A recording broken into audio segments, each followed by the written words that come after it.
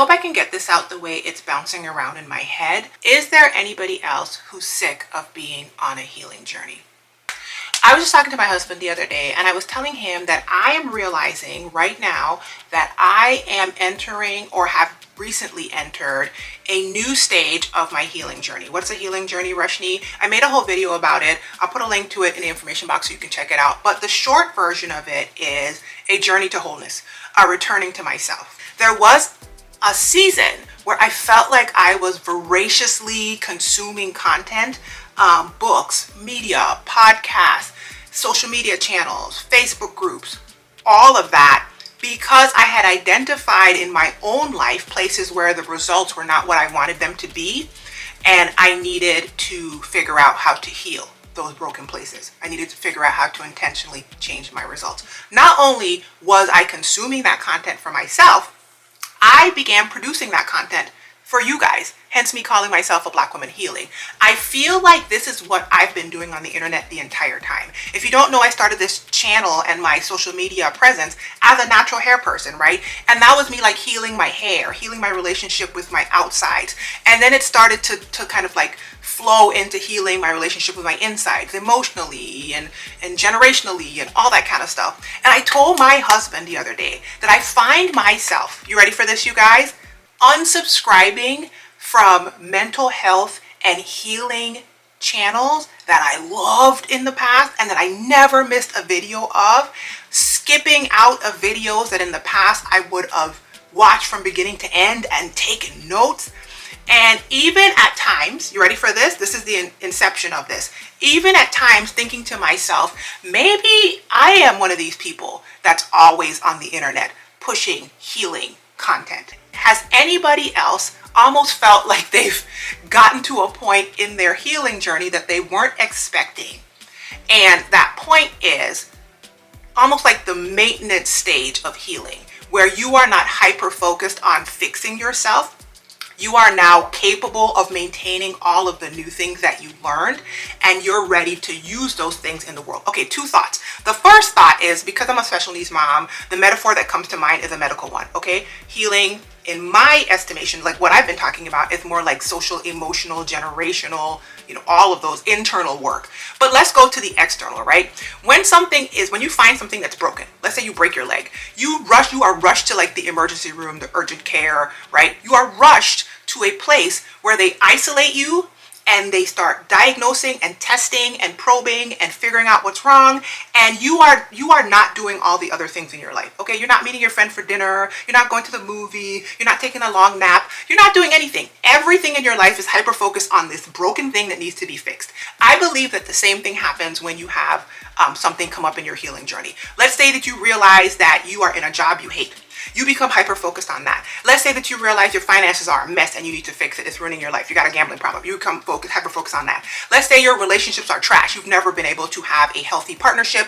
Your relationship right now is ending. You can't maintain friendships. You hyper focus on that. Let's say you realize that you had generational trauma in your life. You hyper focus on that. Let's say you got church hurt. You hyper focus on that. So that's like the emergency room stage. Okay. And for some people, it's not as big of a deal. It's more like checking yourself into the hospital. But let's just say your life almost becomes put on pause, and because the life you were living, because you don't like it, and you are now in a isolated space like a hospital where you can't do all that stuff. They even take your clothes off. You're not even wearing like your pink shirt and your favorite cute boots, okay? You're wearing this drab thing because all they want you to focus on and all they are focused on is that. And then if you've ever been in the hospital, you go from the emergency room, they put you in the ICU, there's a little bit more of like concentrated care, and then there's a moment after you don't need oxygen help. They don't have a BiPAP machine on you. They don't have to come in and keep testing you every hour, they let you sleep. Like basically you're doing better. The same thing happens on your healing journey.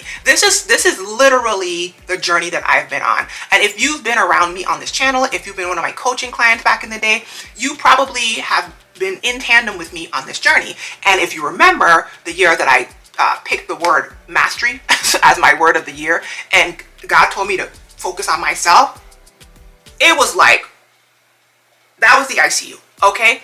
I just started seeing all these things happening in my life. And it was like, I just started seeing like, oh my God, I can fix my communication this way. And oh, my boundaries are a mess. And that's why this is happening. And oh, this is why this is happening in my relationships. And this friendship has to end. And this friendship has to begin. And this generational trauma. And oh, that's why. And it was just like this. It was like the ICU. Then, as I started doing that work,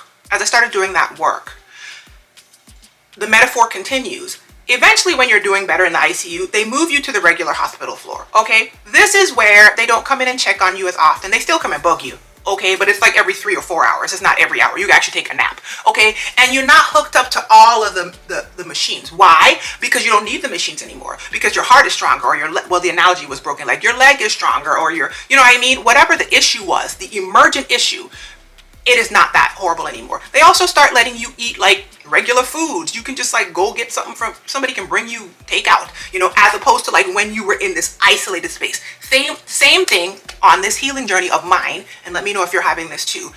It's like you get to a place in your healing journey where you don't need to isolate yourself as much. You have gotten rid of the friendships that were messing with you, or they've gotten rid of you.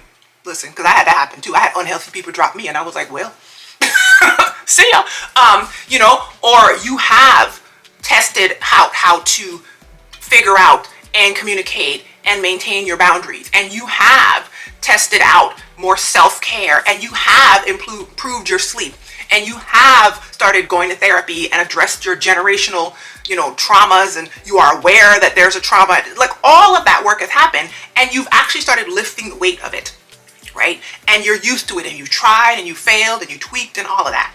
And then, if you know anything about the regular hospital floor, at least the one where my son stays, it has a view, okay? When you're in the ER, you can't see outside. There are no windows. And when you're in the ICU, the pediatric ICU that my son was in recently, when you look out the window, it's the roof of other buildings. You can't see anything. But in a regular hospital floor, when you look out the window, the view is beautiful. It's this expansive view of the park. And it's in that moment, that's where I am, or I've been discharged, that you remember that, as Toni Jones says in her amazing affirmation about this very same thing, healing is not your purpose. That life is out there, that there's grass, and there's trees, and there's a park, and there's concerts, and there's sushi, and there's lunch with your friends, and there's traveling, right? And airports, and your favorite artists, and crochet and cross stitch, right? And picnics, and falling asleep on the porch while it's raining, and trying out a new recipe. And I believe, you guys, that that is the stage of the healing journey that I'm in. So this was not going to be my video for this week. I had a whole different video in mind. But I wanted to let you guys know, or let you guys know this is where I am in my healing journey. I'm in the new stage. I'm in the discharged from the emergent, constantly consuming content space of the healing journey.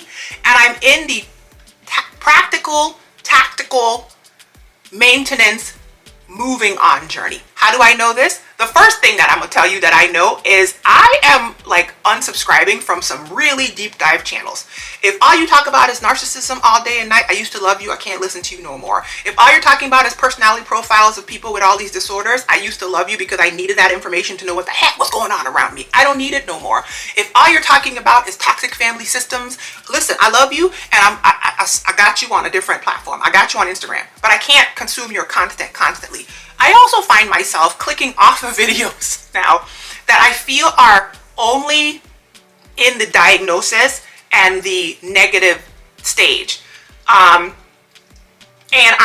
of course, because the journey I've been on, a lot of the content that I've been consuming, you guys, is in that stage. So it's like, if what you're telling me is, I don't know, like, if all you're talking about is healing, if all you're talking about is mental health, if all you're talking about is personal development, if all you're talking about is fix your finances, fix your body, fix your mind, fix your hair, fix this, fix that, fix the other. Is this making sense? I just realized that, like Toni says in her affirmation, I don't want to orient around pain. I want to orient around pleasure. And when you are in your healing journey, it is very easy to orient your entire life around pain, just like it is when your leg is broken and all you can focus on is your pain. But there has come a time for me where the leg is healed up and I can walk on it, and I've done the rehabilitation, and now, I've even tried jumping. I've been strengthening the muscle, and it's time for me to start jump roping, okay? And wear a cute outfit to the gym with a matching top and bottom, and not necessarily be so oriented around fixing everything, because I think that the message that I'm getting in doing that is that I am persistently broken. And I think that that's also the message I'm getting from the content that I have chosen to consume in mass. And listen, I don't have a problem with that because I understand it. It is the journey that I was on, and it is still a journey that's happening underneath the hood. It's still there. It's simmering. I put it on the back burner. It's not on that front right burner. You know that front right burner on the stove. Cook real good. It's on the small little one in the back on low. And then I'm going to go. I feel like this part of the journey, well, healing journeys in general, this really goes out to the fixers, okay? Because there are some people who are not fixers. There are people who don't even identify that something about them needs to be worked on. They hide behind a facade of perfection, maybe narcissism. I don't know what they hide behind. And they never even look into why they're getting bad results, or they externalize it and say it's everybody else. I'm not talking to them.